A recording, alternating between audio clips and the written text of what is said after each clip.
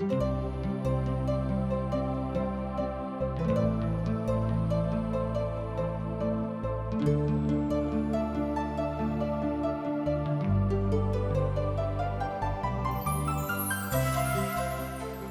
बाजै छथिन, संपूर्ण मन से परमेश्वर पर अहाँ भरोसा रखियो आ अपन समझ के सहारा नहीं लियो आ हुनके स्मरण क के सब काज के करियो, तहने वह अहाँ के लेल सीधा मार्ग देखेथिन।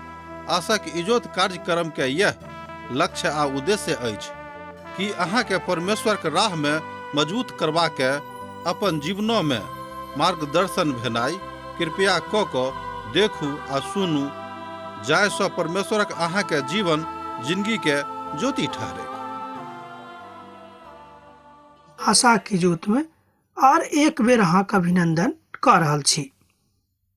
प्रभु यीशु मसीह के मीठ आ पवित्र नाम से हम एहि बातक ऊपर विश्वास राखैत छी जे अहाँ सब खूब नीके सुखे छी। हमर भाई बहिन, बड़ नीक आ मनभावन बात अछि जे हमरा सब प्रभुक वचनक अध्ययन में लागल छी। एहि काल में बहुत लोक एहन होता जे संसारिक काज में भिड़ल होता, बा एना कहियो कि खराब खराब काज में भिड़ल होता। केओ केकर शिकायत करे में आ केओ केकरो निंदा करे में।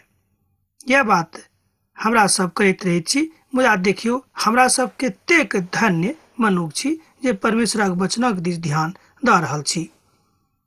हमरा लोकनि आजुक दिन यूहन्नाक रचल सुसमाचार तकर 5वां अध्याय 1 पद सँ लऽ कऽ 18 पद धरि अध्ययन करब। तहन अब हमरा संगे आऊँ खोलि लिअ यूहन्नाक रचल सुसमाचार तकर 5वां अध्याय। प्रभु यीशु के तेसर काजक हमरा सब आजुक दिन देखब। एहि कथाक उल्लेख यूहन्नाक रचल सुसमाचारक 5वां अध्याय में कयल गेल छैक। ओ बैतसैदा के झीलक लग एक आदमी के स्वच्छ कऽ दैत छथि। सच में जँ अहाँ बाजब तऽ प्रभु यीशु मसीह के सेवकाई की बड़ निर्णायक क्षण छल। बा एना कहियो कि संसारिक सेवकाई में जहिया सो लगला है, ई घटना हुनका लेल एकटा बड़ महत्वपूर्ण घटना रहनि। अर्थात जतेक लोग प्रभु यीशु मसीह पर विश्वास राखैत छथि, हुनको लेल एकटा बड़ महत्वपूर्ण घटना थिक। एहि आश्चर्य कर्मक बाद प्रभु यीशु अपन बातक आर मजबूती सँ बताबैत छथि आ ओ स्वयं के क्रूसक ऊपर चढ़ेबाक लेल तैयार सेहो करैत छथि। पद 16 में एहि बातक उल्लेख मिलैत अछि। यहूदी सब यीशु के सताबऽ लागलखिन, किएक तऽ ओ एहि बाजऽ लागल जे विश्रामक दिन ई काज करैत अछि। एहि पर यीशु हुनका सँ कहलनि, हमर पिता अखन धरि काज करैत छथि आ हम सेहो काज करैत छी। एहिठाम प्रभु यीशु स्वयं के पिता के पुतक रूप में उपस्थित करैत छथि आ ई बातक कहे में यूहन्ना के सेहो एको रत्ती शरम नहि होइत छनि, किएक तऽ हुनका पूर्ण विश्वास रहनि कि जाहि बातक हम लोग के बता रहल छी ओ परम सत्यक थिक। एहि में एको रत्ती कतौ सँ झूठ बा मिथ्या मिलल नहि अछि। तहन एकटा पदक और देखी, एहि कारणे यहूदी सब यीशु के मारि देबाक लेल और प्रयत्न करऽ लगलाह, किएक तऽ मात्र यीशु विश्रामक दिनक नियमक नहि तोड़ैत रहैत, मुदा परमेश्वरक अपन पिता सेहो कहैत रहथिन। ई सुनि कऽ हुनका सभक मोन बड़ खिन्न भऽ जाइत रहनि कि प्रभु यीशु मसीह स्वयं के पिताक पुतक रूप में उपस्थित करैत रहल। वो कहै छलखिन कि हम हुनक पुत छी। जहन हमर पिता अखन धरि काज कऽ रहल छथि तऽ हम किएक नहि करब। ई बात प्रभु एहिठाम कहैत छथिन। हुनका सभक मध्य में शब्दक दिनक लऽ कऽ बड़ रसाकसी रहनि। ओ सब एहि बातक लेल कहियो प्रभु के माफी नहि करऽ बला छलाह, अर्थात यीशु के। शब्द मनुखक लेल बनायल गेल रहै, मुदा मनुख शब्दक लेल नहि बनावल गेल छल। मरकुसक रचल सुसमाचार तकर 2 अध्याय आ तकर 27 पद में एहि बातक उल्लेख सेहो मिलैत अछि। आ प्रभु यीशु स्वयं के पिता के समकक्ष बताबैत छथि।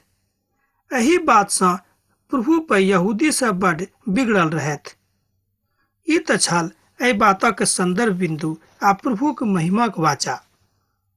यहूदी सब प्रभु यीशु के माफ करबाक हेतु तैयार नहीं छलाह।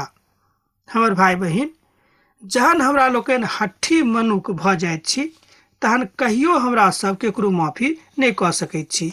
एहि बातक अनुभव सेहो एहिठाम होइते। आब फसह के पबनी आबे वाला रहेक।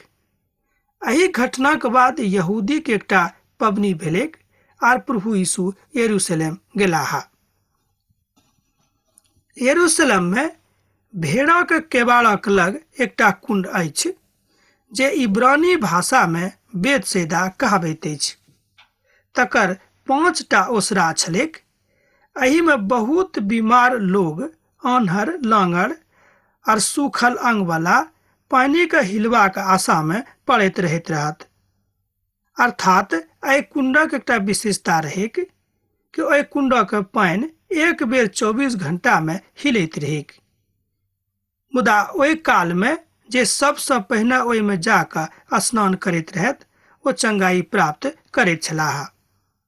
एही कारण ओहिठाम जे चारू दिस 5टा ओसरा रहे ओहि पर लोग सब विशेष रूप में बीमार लोग सब भरल रहैत छलाह। ई बात ओहि काल में बतायल गेल छैक। एहिठाम भेड़क द्वार रहेक। ई नहीं बुझब जे बाजार रहेक। जतऽ ओ पोखर छल ओहि पोखरीक नाम बेतसैदा छलैक, जकर अर्थ होइत अछि अनुग्रहक घर। ओहि में 5टा ओसरा सेहो छल। ओहि में बीमार लोग सब, आन्हर आ लांगड़ आबि कऽ बैसल रहैत छलाह आ पोखरी के पानि हिलतैये लोक सब ओहि में समावे के प्रयास करैत छलाह। मुदा जे केओ स्पर्श करे में सफल भऽ जाइत छलाह ओ नीक भऽ कऽ ओहिठाम सँ घुरि जाइत छलाह। मुदा मान लियो जे केओ विशेष रूप में दैहिक रूपे कमजोर व्यक्ति रहैत ई मौका हुनका नहीं भेटैत रहनि। मुदा एही कारणे ओहि पोखरीक महत्व बहुत बढ़ि गेल रहेक, तैं ओकरा पवित्र स्थल कहल जाइत रहेक। एहि अध्याय के 4वीं पदक जँ अहाँ देखबै तऽ एहि बातक बखान ओहिठाम कयल गेल छैक। नियुक्त काल में परमेश्वरक स्वर्गदूत पानि में उतरि कऽ पानि के हिलाबैत रहैत आ जे रोगी में सबसँ पहिने ओहि पानि में उतरैत रहैत हुनक बीमारी नीक भऽ जाइत रहनि। ओ बीमारी कोनो प्रकारक किएक नहीं रहेक। एहिठाम देखैत छी कि स्वयं स्वर्गदूत उतरि कऽ ओहि पानि के हिलाबैत रहैत, अर्थात ओहि पोखरी के पानी के। तहन जे केओ ओहि पानि में सबसँ पहिने उतरैत छलाह हुनक बीमारी ठीक भऽ जाइत रहनि। एहिठाम देखैत छी कि ओ बीमारी कोनो तरहक किएक नहीं रहेक। बड़ स्पष्ट बात अछि कि जँ एहि तरहक बात कतौ एहि पृथ्वी पर होइतेक तब एहिठाम जरूर भीड़ लागि जेतैक। तैं यहूठाम भीड़ लागल रहैत रहेक। यह ओ बात छल जाहि कारणे रोगी के जमावड़ा ओहिठाम सब काल में भरल रहैत रहेक। हमरा हिसाबे ओ रोगी सब शापित रोगी छलाह। आजुक परिप्रेक्ष्य में एहि तरहक रोगी के कमी नहीं अछि। ओ सब परमेश्वर से दूर भेलाक कारणे तकलीफ में भोगैत अछि। हमरो सब जहन प्रभु से दूर भऽ जाइत छी तऽ एहि कारणे हमरो सब बहुत तरहक रोगी के शिकार भऽ जाइत छी। हमर भाई बहिन, एहि संसार में तरह तरह के रोग कारण अछि। जँ हमरा सब परमेश्वरक दिस नहीं जायब तऽ एहि तरहक रोग कारण सँ हमरो सब प्रताड़ित भऽ सकलहुँ हैं। ओतऽ एक मनुख रहैत जे 38 बरख सँ बीमार में पड़ल छलाह। एहि बातक हमरा लोकनि 5म पद में देखैत छी। हमर ध्यान एहिठाम एक मनुखक दिस जाइत अछि जे ओतऽ कुंडक लग कछार पर 38 बरख सँ पड़ल छलाह। ओ बड़ मुश्किल सँ चलि फिर पाबैत रहैत वा एना कहियो हुनका चलि फिर नहीं होइत रहनि। हमर ज्ञानक अनुसार ओ ओहिठाम सबसँ बेसी पीड़ित मनुख छलाह, अर्थात हुनक बीमारी बहुत गंभीर रहनि। हुनक बीमारी सबसँ बेसी खतरनाक सेहो रहनि। एहि बातक एहिठाम पवित्र पोथी के जानकार लोग सब अभिव्यक्त करैत छथि। प्रभु यीशु हुनका देखलखिन, हुनका मालूम भेलनि जे ई बड्ड दिनसँ एहि दशामे पड़ल छथि। तैं प्रभु यीशु हुनका पुछलनि कि अहाँ नीक हुआ चाहैत छी। एहि बातक अहाँ 6 पदमे देख सकलहुँ हैं। आब सवाल अछि जे प्रभु किएक ओहि मनुष्यसँ एहि तरहक प्रश्न करैत छथि। पहिल कारण छल जे मनुष्य हुनकामे आशाक साथ देखैत छथि कि नहि, आ दोसर कारण छल जे प्रभु मनुष्यक एहि बातक अभिव्यक्ति करय चाहैत रहथि कि अहाँ किछु नहि छी, जे किछु छथि ओ प्रभु छथि। प्रभु मनुष्य जातिक ध्यान अपना दिस सेहो लऽ जाबे के प्रयास में ई काज कैलथि। तहन आब अहाँ पाइ सकलहुँ हैं जे घोर निराशाक काल में प्रभुक दिस जँ अहाँ आशाक साथ ताकि रहल छी ती बड्ड आशाक बात अछि। कारण भेल कि हमरा लोकनि कहियो कहियो अपन जिंदगीसँ अतेक निराश भऽ जाइत छी। चारू दिस जहन ताकैत छी, कतहुसँ आशाक दिया टिमटिमाइत जहन नहि देखैत छी तऽ हमरा लोकनि बड्ड निराशामे डूबि जाइत छी। एही तरहक मनोदशामे एहिठाम ओ रोगी मनुष्य पड़ल छलाह। हमर भाई बहिन, जहन केओ एहि तरहक दशामे छथि आ प्रभुके पुकारैत छथि तऽ एहिठाम निश्चित कयल गेल छै कि प्रभु हुनका एहिठाम पहुँच कऽ हुनक तकलीफक निवारण कऽ देथिन।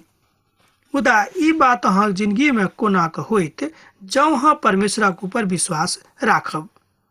जँ अहाँ विश्वासे नहि राखब ती बात अहाँक जिंदगीमे कहियो नहि भऽ सकैत छै। एहि बातक अहाँ पहिल थेसलोनिकोक पोथी तकर 1 अध्याय आसन लऽ कऽ 9 पदमे अहाँ देख सकैत छी।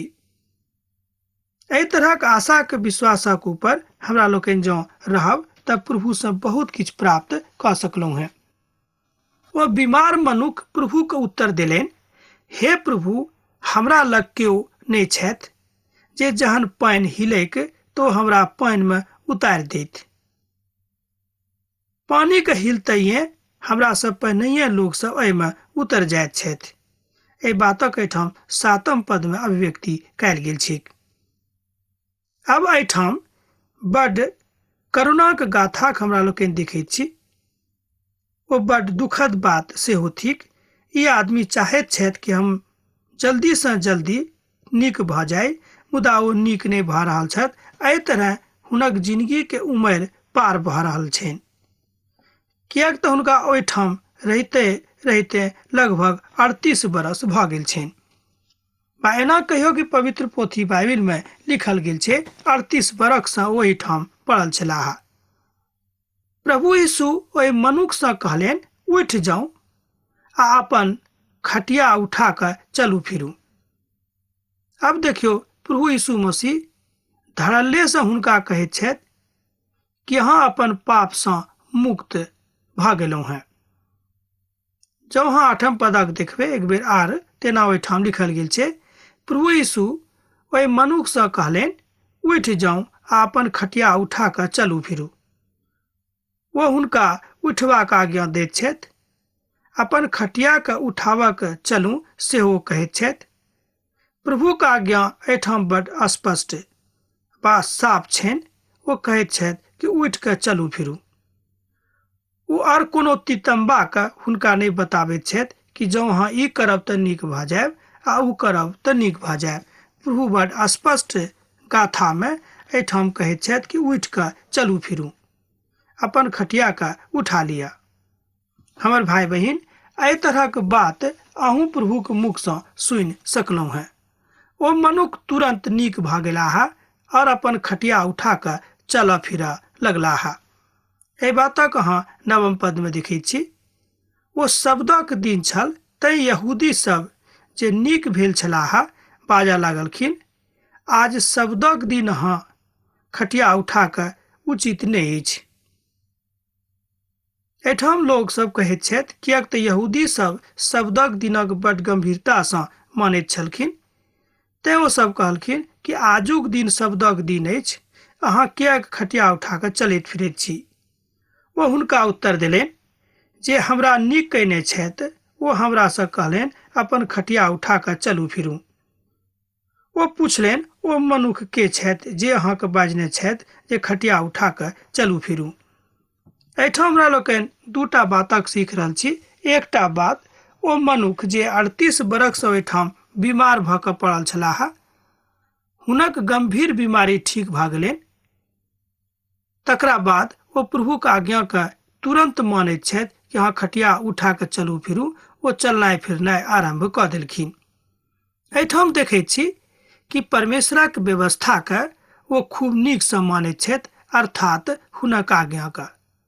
जे नीक भऽ गेल छलाह ओ एहि बातक नहि जानैत रहथि जे ओ मनुख के थिकाह, किएक तऽ भीड़ भेलाक कारणे प्रभु यीशु मसीहके ओहिठामसँ ओ हटि गेल छलाह।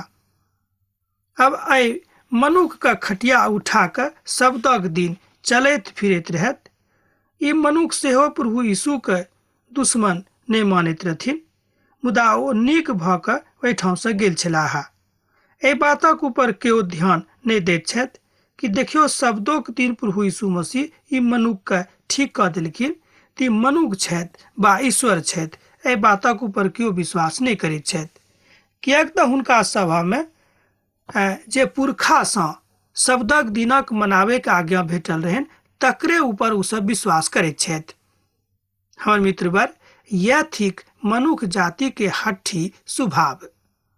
हमरा सब कहियो कहियो अपन हट्ठी स्वभावक कारणे परमेश्वरक लग आबैमे सकुचाबैत छी।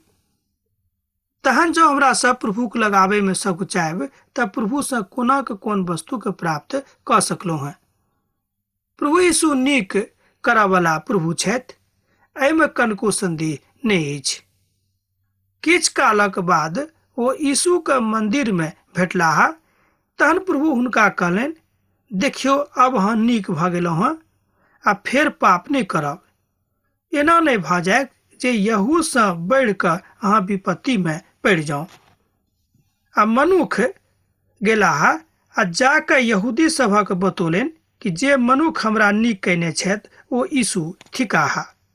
एहिठाम प्रभु यीशु मसीह जानि बुझि कऽ ओहि मनुखके एहि बातक ज्ञान देबाक लेल उपस्थित भेलाह कि हम अहाँके नीक कयलहुँ हैं, अहाँ हमरा चिन्हू। हमर भाई बहिन, प्रभु यीशु मसीह आजुक दिन हमरो सबसँ एहि बातक आह्वान करैत छथि कि हमरा लोकनि हुनका चिन्ही कि ओ हमर प्रभु छथि। यहूदी सब यीशुके सतावऽ लागलखिन, कारणे ई काज यीशुके सप्ताहक दिन करैत छलाह। एहिठाम हमरा लोकनि देखैत छी, यहूदी सब यीशुके सतावऽ लागलखिन, कारणे ई काज यीशु मसीह सप्ताहक दिन करैत छलाह। पवित्र पोथीके बहुत विद्वान सब एहि बातक कहैत छथि कि प्रभु यीशु मसीह जानि बुझि कऽ ई काज सप्ताहक दिन नहि करैत रहथिन। मुदा जहन ओ मनुख जातिके पीड़ामे पड़ल देखैत छलखिन तऽ हुनक हृदय आत्मा दोनों दयासँ भरि जाइत रहनि, तैं ओ लोकके नीक कऽ दैत रहथिन। हमर भाई बहिन, जानि बुझि कऽ ओ मूसाक व्यवस्थाके नहि तोड़ैत रहथिन। वैध सैदाक रूपी पोखरिमे ओ ओहि मनुखक दैहिक चंगाई प्रदान कयने छलाह, मुदा मंदिरमे ओ एहि मनुखक आत्मिक चंगाई प्रदान करैत छथि। एकटा और गंभीर बात अछि जाहि बातक यूहन्ना अपन पदमे एहिठाम बखान करैत छथि। वैध सैदा जे पोखरि छलैक, ओतऽ प्रभु यीशु मसीह हुनका दैहिक चंगाई प्रदान कयलथि, मुदा मंदिरमे जहन दोसर बेर ओहि मनुखके प्रभु यीशु मसीहसँ भेंट होइत छनि तऽ ओहिठाम प्रभु यीशु मसीह हुनक आत्मिक चंगाई करैत छथिन। हमर भाई बहिन, हमरो सभक आत्मिक चंगाईके जरूरत अछि। जँ हमरा सब आत्मिक चंगाईके दिस नहि बढ़ि रहल छी, तहन एहि जिंदगीके कोनो विशेष फायदा हमरा लोकनि नहि उठा सकलहुँ हैं। जहन हमरा लोकनि मनुख जातिक रूपमे एहिठाम उत्पन्न भेल छी तऽ प्रभुक महिमाके बुझि कऽ अपन जिंदगीके जँ आगाँ ला जाउ तऽ एहिसँ दोसर कोनो नीक बात नहि भऽ सकैत छै। एहि बातक सेहो एहिठाम बड़ नीक रीतिसँ बतायल गेल अछि। यूहन्ना अपन सुसमाचारमे बड़ सरल भाषामे महान महान सत्यक उजागर करैत छथि आ महान महान आत्मिक बातक सिखाबैत छथि, जाहि बातक बहुत पैघ लोग बड़ गंभीर भाषामे सिखौने छथि ओहि बातक यूहन्ना बड स्पष्ट भाषा में, सरल भाषा में हमरा सभक सिखाबैत छथि। एहि बातक ज्ञान सेहो एहिठाम भऽ रहल अछि। प्रभु यीशु मसीह एहिठाम हुनका पापक परिणामक शिक्षा दऽ रहल छथि कि जँ अहाँ पाप करब तऽ तकर परिणाम अहाँके भोगय पड़त, आ जँ अहाँ प्रभुक संगे रहि कऽ अपन जिंदगीके बितायब तऽ सेहो अहाँके जिंदगीमे फलीभूत होइत। यह ओ घटना थिक जाय कारणे यहूदी सब प्रभु यीशुके पाछाँ पड़ि गेलाह आ ओ सब प्रभु यीशुके मारि देबाके हिसाब किताब लगाबे लागलखिन। हमर भाई बहिन, जे किओ एहि समाजमे, एहि संसारमे नीक काज करैत छथि हुनका पाछाँ बहुत किओ लोग पड़ैत छथि, किएक तऽ एहि तरहक बात एहिठाम होइत रहैत छैक। एहि पर यीशु कहलनि, हमर पिता अखन धरि काज करैत छथि आ हम सेहो काज करैत छी। एहि बातक अहाँ 17 पदमे देख सकलहुँ हैं। एहिठाम प्रभु यीशु मसीह जे केओ परमेश्वरक सेवक छथि हुनका दिस इशारा करैत कहैत छथिन कि जँ अहाँ परमेश्वरक सेवकाईमे लागल छी तऽ ई नहि कहब कि आब हमरा से काज नहि होइत। किएक तऽ हमर भाई बहिन, जहन अहाँ परमेश्वरक सेवकाईमे छी तहन परमेश्वरक सेवकाईके लेल सब दिन ठाढ़ रहू आ सब कालमे स्वयंके उत्तेजित कयने रहू। एहि बातक सेहो एहि शब्दक माध्यमसँ पवित्र पोथी बता रहल अछि। पवित्र पोथी बाइबिलमे यूहन्ना एहि बातक अभिव्यक्ति एहि पदसँ करैत छथि। हमरा सब केओ कोनो तरहक बहाना बनाकऽ परमेश्वरक सेवकाईके नहि रोकि सकलहुँ हैं। ई बात बड गंभीर अछि, विशेष रूपमे कलीसियाके सदस्यक लेल, अगुवाक लेल, आ जे केओ हुनका अपन उद्धारकर्ता मानैत छथि। जहन ओ मनुख पापक दलदलमे फंसल छलाह, पिता आ हुनक पुत्र प्रभु यीशु का आराम देलखिन, अर्थात एना कहियो कि पिता के पुत्र प्रभु यीशु मसीह आबि कऽ हुनका आराम दऽ देलखिन। अर्थात ओ मनुख जे अधलोकमे पड़ल छलाह, प्रभु हुनका अपना लोकमे लऽ कऽ आबि गेलखिन। एहि बातक अभिव्यक्ति एहिठाम होइत अछि। हमर भाई बहिन, एहि बातक अहूँ सीख सकलहुँ हैं। एहिठाम आरामक विषयके दिस इशारा कयल गेल छै। एना तऽ प्रभु एहि संसारक सब किछु बना कऽ आराम कयने छलाह, मुदा मनुखक पापमे खसलाक बाद ओ आराम कहियो नहि कयने छथि। एहि बातक सेहो पवित्र पोथीक विद्वान सब अपन अपन शब्दमे अपन अपन रीतिसँ अभिव्यक्त करैत छथिन। पद 18 जँ अहाँ देखबै तऽ अहाँ एहि तरहक तथ्यके खोजि सकलहुँ हैं। एहि कारणे प्रभु यीशुके मारि देबाक हेतु यहूदी सब आर जोर शोरसँ प्रयास करऽ लगलखिन, किएक तऽ यीशु मात्र विश्रामक दिनक व्यवस्थाके नहि तोड़ैत रहथि, मुदा ओ परमेश्वरके अपन पिता बाजि कऽ स्वयंके परमेश्वरक पुत्र कहैत रहथि। ई बातक सुनि कऽ यहूदी सभक मन आर बेसी कुंठामे पड़ि जाइत रहनि कि के छथि जे स्वयंके कहैत छथि कि हम परमेश्वरक पुत्र थिकहुँ हैं। किएक तऽ ओ सब कहैत रहथिन कि हम तऽ जानैत छी जे यीशु केकर पुत्र थिकाह। एहिके बादो ई किया कहैत छथि कि हम परमेश्वरक पुत्र छी। हमर भाई बहिन, परमेश्वर एहि संसारमे स्वयंके प्रकट करबाक लेल मनुष्य जातिके प्रयोग कयलथि आ हुनका माध्यम बना कऽ एहि संसारमे आबि गेलखिन। एकर मतलब ई नहि भेल कि परमेश्वर मनुष्यसँ छोट भऽ गेलाह। एहि बातक बुझैमे हमरा लोकनि कहियो कहियो गलती करैत रहैत छी। यह भेल महान बातके पराकाष्ठाके दिस लऽ जेबामे हमरा लोकनि आउ एकटा आर पदक देखी। ई सब ओहि काल धरि शांत हुआ वाला नहि छलाह जाय कालमे प्रभु अपन हाथक क्रूसक ऊपर पसारि नहि देतैथ। हमर भाई बहिन, हमरो सब जाबे धरि परमेश्वरक ऊपर विश्वास नहीं करैत छी ताबे धरि हमरा सब कोना खुनक विहंगम दृश्यक देख सकलहुँ हैं। जँ हमरा सब विश्वासक आँखिसँ प्रभुक दिस देखब तऽ ओहि विहंगम दृश्यके देख सकैत छी। किएक ने परमेश्वरक महिमा हुनक पुतक माध्यमसँ जहन हमरा सभक बीचमे प्रकट होइत अछि तऽ किएक ने हमरा सब प्रभुक अपन उद्धारकर्ताक रूपमे मानी। प्रभु यीशु मसीह के नेह एही बात से प्रकट होइत अछि कि ओ स्वयं के अतेक शून्य बना देलखिन कि हमरा सभक मध्य में आबि गेलखिन। मुदा यहूदी सब हुनका बड़ छोट बुझि कऽ हुनका मारे के फेरा में पड़ल छथि। हमर भाई बहन, प्रभु एहि संसार में मनुष्य जाति के लेल बलिदान देबाक लेल आयले रहत, मुदा ई काल अखन नहीं आयल रहिक।